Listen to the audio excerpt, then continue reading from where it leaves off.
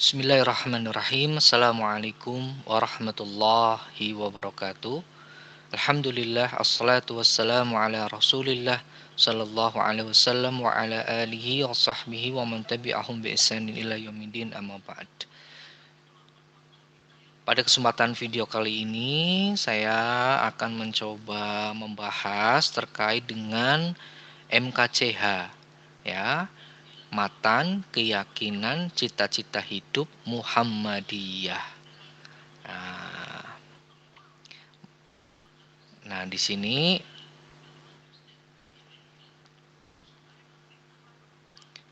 ya kalau dikatakan matan, keyakinan, cita-cita hidup Muhammadiyah, ya.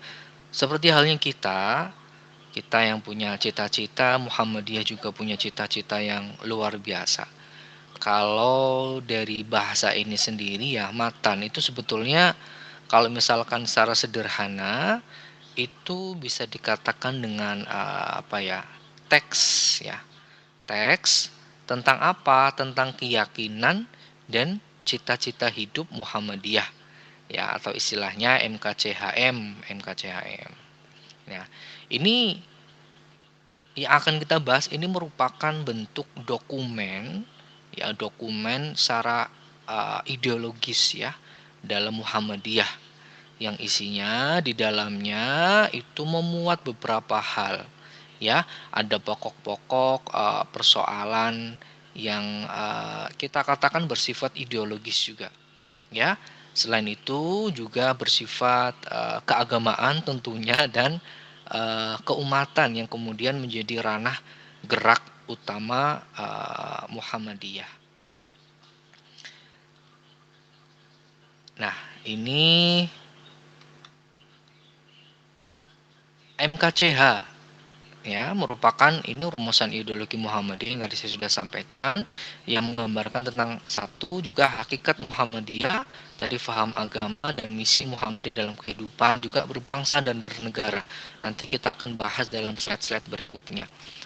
MKCH yang pertama adalah, coba perhatikan, Muhammadiyah adalah gerakan Islam dan dakwah amar ma'ruf nahi munkar, berakidah Islam dan bersumber pada Al-Quran dan Sunnah, bercita-cita dan bekerja untuk terwujudnya masyarakat utama, adil, makmur, yang diridhoi oleh Allah Subhanahu wa Ta'ala, untuk melaksanakan fungsi dan misi manusia sebagai hamba dan khalifah Allah di muka bumi.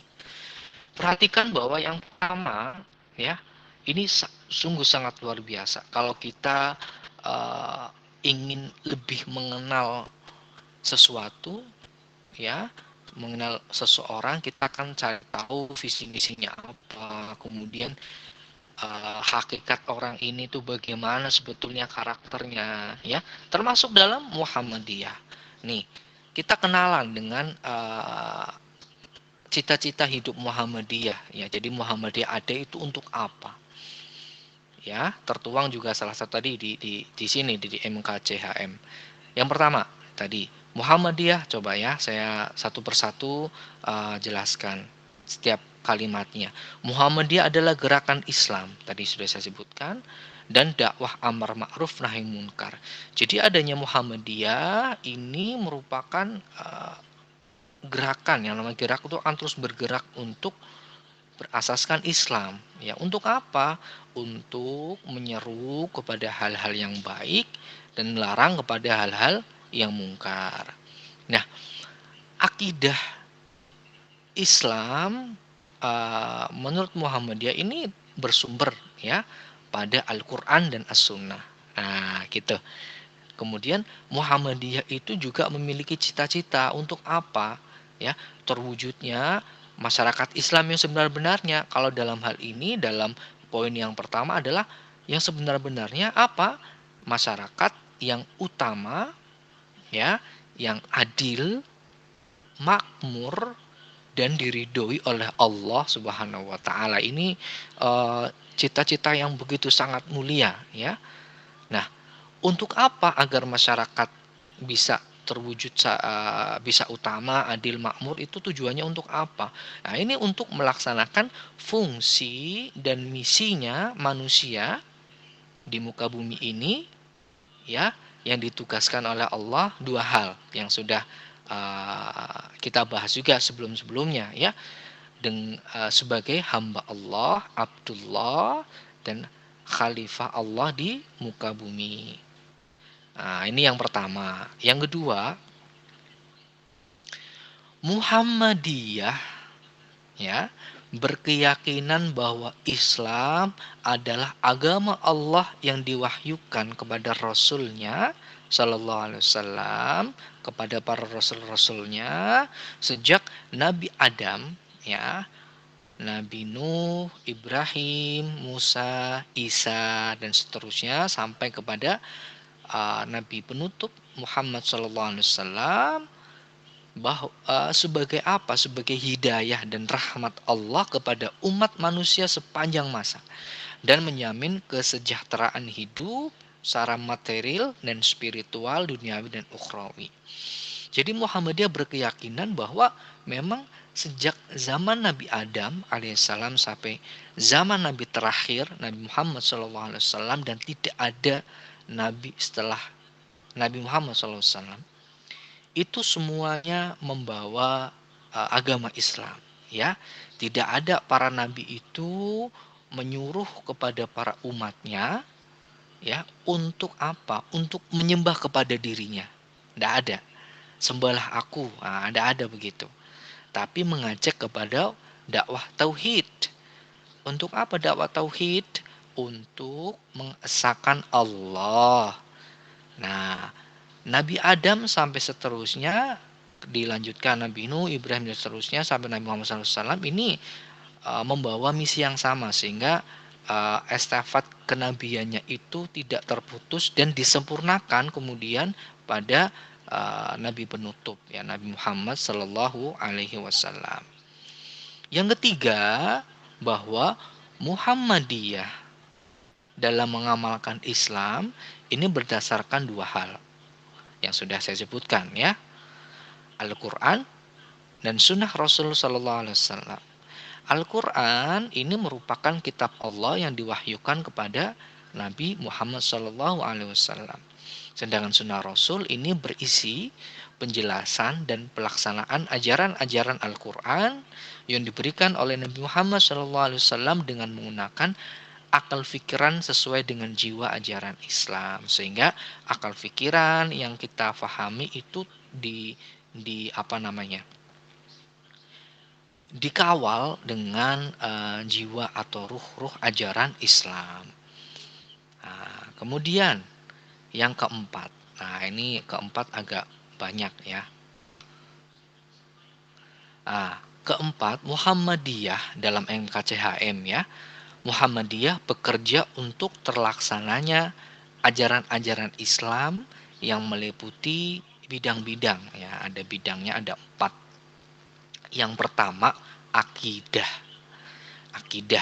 Yang kedua akhlak. Yang ketiga ada ibadah. Yang keempat ada muamalah duniawiyah.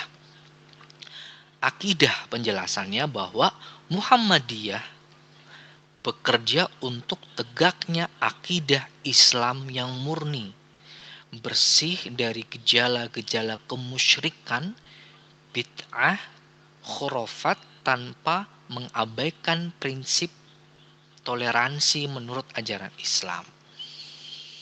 Jadi adanya Muhammadiyah ini agar masyarakat Islam, ya, kan OTW-nya menjadi masyarakat Islam yang sunnah sebenarnya. Salah satunya dalam hal akidah, akidahnya murni, ya, tidak ada di dalamnya ajaran-ajaran yang tadi memuat unsur-unsur kemusyrikan, ya, bid'ah dalam hal agama, ya, sesuatu yang diada-adakan gitu, ya. Kemudian khurafat atau bisa dikatakan mitos dan seterusnya, tidak percaya akan hal itu, ya, karena bisa menciderai akidah seorang muslim. Yang kedua akhlak. Ini Muhammadiyah bekerja untuk tegaknya nilai-nilai Islam, nilai-nilai akhlak mulia dengan pedoman kepada ajaran-ajaran Al-Quran dan Sunnah Rasul Sallallahu Alaihi Wasallam dan tidak bersendi kepada nilai-nilai ciptaan manusia. Sehingga indikator akhlak yang baik adalah pedomannya apa, indikatornya apa, sesuai dengan ajaran Al-Quran dan Sunnah. Nah itu ketika manusia dikatakan baik, ya ini sesuai nggak dengan syariat kalau bahasanya begitu ya. Sesuai dengan Al-Quran nggak, sesuai dengan As-Sunnah nggak. Nah ini Muhammadiyah ingin mewujudkan itu, mewujudkan akhlak yang mulia. Yang ketiga, dalam MKCHM yang keempat untuk Muhammadiyah bekerja untuk terlaksana ajaran dan Islam yang meliputi bidang yang ketiga maksud saya ibadah ya ibadah apa Muhammadiyah bekerja untuk tegaknya ibadah yang dituntunkan oleh Rasulullah Shallallahu Alaihi Wasallam tanpa adanya tambahan dan perubahan dari manusia. Jadi nggak wangun-wangun ditambahi iki wae, ndak begitu. Ya Muhammadiyah melihat bahwa ibadah ini khususnya dalam ibadah mardhah ya, sholat misalkan. Sholat ya dari niat sampai salam Muhammadiyah berupaya mengajari memberikan uh, pengetahuan kepada kita bahwa sholat harus sesuai dengan tuntunan apa yang dikatakan oleh Rasulullah SAW. Tidak usah pakai tambah-tambahan yang lain maupun yang lain-lainnya. Nah, gitu ya. Kemudian yang keempat, bidang yang keempat dalam Muhammadiyah uh, dalam MKCHM yang keempat ya, bidang yang keempat, muamalah duniawiyah. Apa maksudnya?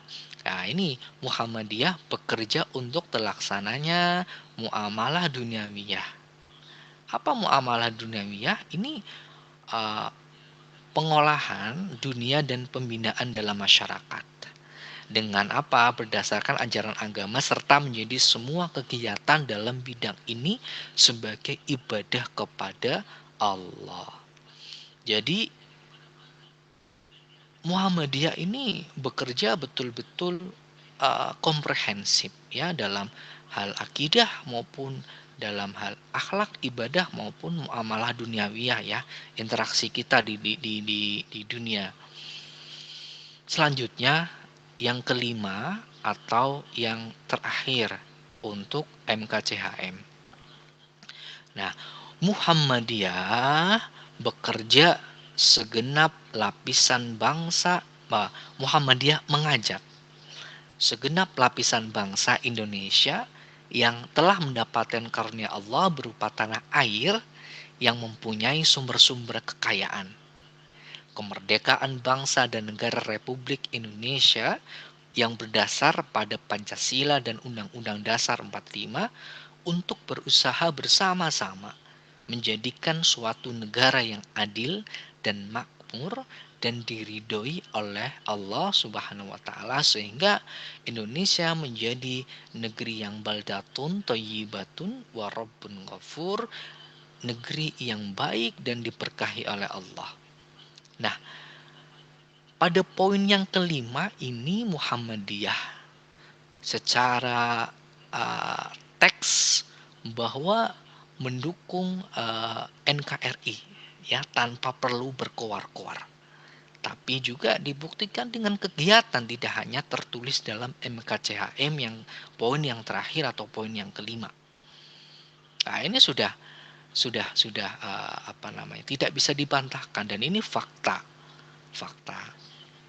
ya, sehingga tidak kurang-kurang juga Muhammadiyah membantu mencerdaskan kehidupan bangsa di Indonesia ya dengan banyaknya sekolah-sekolah, perguruan tinggi dan yang lain-lain lah ya itu. Nah, untuk apa masyarakatnya? Biar apa? Biar menjadi negara yang betul-betul adil. dan makmur dan diridhoi oleh Allah. Nah, ini kelima poin yang ada di MKCHM.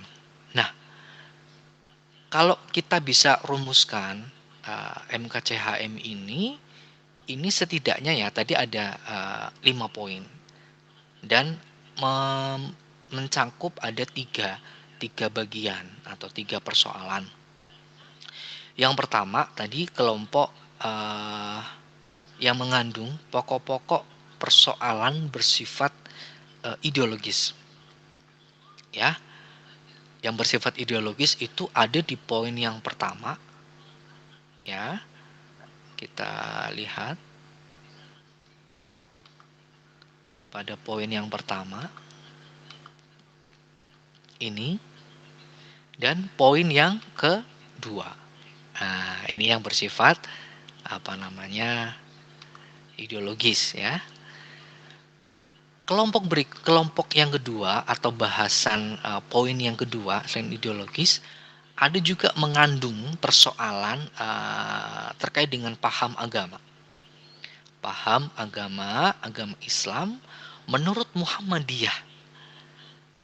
Ya, yang terdiri pada poin yang kedua juga dan poin yang ketiga. Jadi kalau pengen tahu Muhammadiyah itu cara pandang Islamnya gimana toh? Lihat aja di MKCHM yang poin kedua dan poin ketiga. Itu penting ya. Jadi Muhammadiyah bukan membawa paham baru, justru ini paham Islam yang oke. Ya, kita lihat bahwa di dalam mengamalkan Islam itu harus sesuai dengan Al-Quran dan As-Sunnah.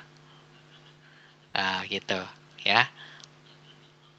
Kemudian yang kelompok yang ketiga atau persoalan yang ketiga dalam MKCHM ini penjelasannya adalah membahas tentang persoalan-persoalan tentang apa? Tentang fungsi dan misi Muhammadiyah dalam masyarakat kita ya, masyarakat dalam berbangsa dan bernegara di Indonesia. Dan itu ada di poin yang keberapa nih?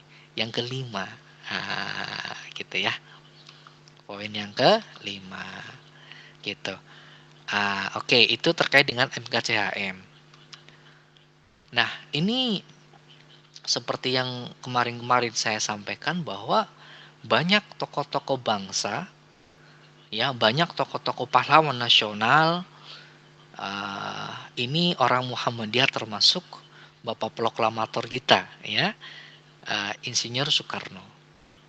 Ya, kata beliau, sekali Muhammadiyah tetap Muhammadiyah. Kata-kata ini bukan untuk Muhammadiyah saja, tetapi juga untuk saya. Saya harap kalau dibaca lagi nama-nama anggota Muhammadiyah yang 175.000 orang banyaknya pada waktu itu, pada tahun 1957 ya, 175.000. Nah, sekarang tentu lebih banyak dari itu.